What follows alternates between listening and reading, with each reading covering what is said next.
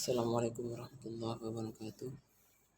Baik, di sini saya akan menyampaikan materi mata kuliah filsafat agama pada materi pertemuan ke-9 sampai yang terakhir. Pada pertemuan ke-9 itu membahas mengenai argumen-argumen wujud Tuhan. Yang pertama ada argumen ontologis yang membuktikan adanya Tuhan atas dasar rasio dan tidak atas dasar kitab suci. Ada argumen kosmologi yang menyatakan alam semesta baik aturan kejadian peristiwa berlangsung sungguhnya bukanlah terjadi secara kebetulan, tapi ada yang mengatur adalah Tuhan yang maha pengatur. Ada argumen ketiga, argumen teologis yang merupakan pembuktian yang lebih spesifik dari pembuktian kosmologi. Yang keempat ada argumen moral yang mengenai adanya Tuhan merupakan pembuktian yang paling sahih dan dapat dipertanggungjawabkan secara rasional, intelektual di antara bukti-bukti lainnya tentang adanya Tuhan. Pada pertemuan ke-10 mengenai akar keraguan terhadap agama. Pertama ada naturalisme, yang kedua humanisme dan eksistensialisme, yang ketiga ada problem kejahatan. Kemudian selanjutnya pada pertemuan ke-11 mengenai pluralisme agama dan dialog antar umat beragama. Bagaimana kita ketahui, pluralisme ini adalah istilah khusus dalam kajian-kajian agama, yaitu plural. Kita harus mengakui bahwa tidak boleh menganggap berpihak kepada satu agama.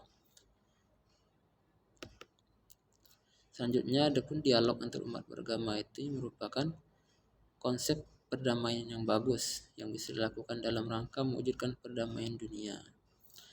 Karena di sini dituntut untuk saling memahami dan menghormati keyakinan masing-masing agama. Kemudian pada pertemuan ke-12 ada membahas tentang paham mesianisme dan ratu adil. Paham mesianisme ini adalah percaya pada kedatangan seorang Mesias yang bertindak sebagai penyelamat atau pembebas dari sekelompok orang. Adapun Ratu Adil adalah mitologi Jawa yang menyatakan bahwa akan datang bertanda dalam serat-serat kuno, yaitu datang pemimpin sementara yang akan menjadi penyelamat. Dia akan membawa keadilan dan kesejahteraan bagi masyarakat. Inilah disebut dengan Ratu Adil. Kemudian pertemuan ke-13 mengenai kehidupan sesudah mati, atau dikenal dengan dalam filsafat, perspektif filsafat itu eskatologi, kehidupan sudah mati.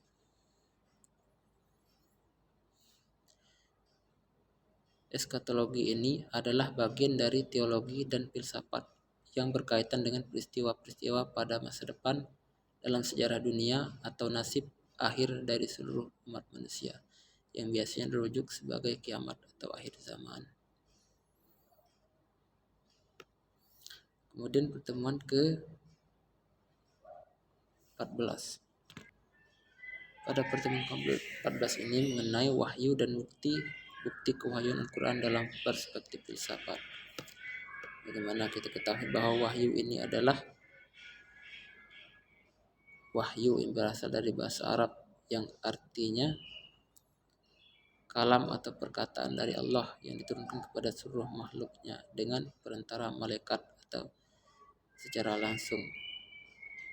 Wahyu ini adalah kata benda dan bentuk kata kerja adalah wahyi, artinya kata wahyu adalah pemberitahuan secara tersembunyi dan cepat. Bukti kewahyuan Al-Quran dalam perspektif filsafat ini merupakan sumber dari segala sumber ilmu dan inspirasi bagi umat Islam. Selanjutnya pada pertemuan ke-15 yaitu membahas tentang manusia modern dan agama masa depan. Pertama kita ketahui dulu manusia modern. Di zaman modern ini manusia merasa nyaman tidak saja tanpa berfilsafat. Kehidupan manusia modern yang serba instan, yang mana manusia masa ini tidak perlu memikirkan keruwetan filsafat yang justru membuat carut marut di setiap pikiran manusia. Adapun agama masa depan adalah agama yang dapat memenuhi kebutuhan spiritual manusia. Selanjutnya, pada pertemuan ke-16 itu agama dan sains modern. Yang ini melayani fungsi yang berbeda dalam kehidupan manusia. Sains ini adalah memahami hubungan sebab akibat di antara fenomena-fenomena alam. Kemudian agama ini untuk mengikuti satu jalan hidup di dalam kerangka makna yang besar. Adapun peranan dan tantangan dalam sains dan teknologi. Dalam kehidupan manusia, sains dan teknologi digunakan sebagai acuan untuk menginterpretasikan dan memahami lingkungan beserta isinya. Mungkin itu saja yang bisa saya sampaikan pada kesempatan kali ini. Terima kasih. Wassalamualaikum warahmatullahi wabarakatuh.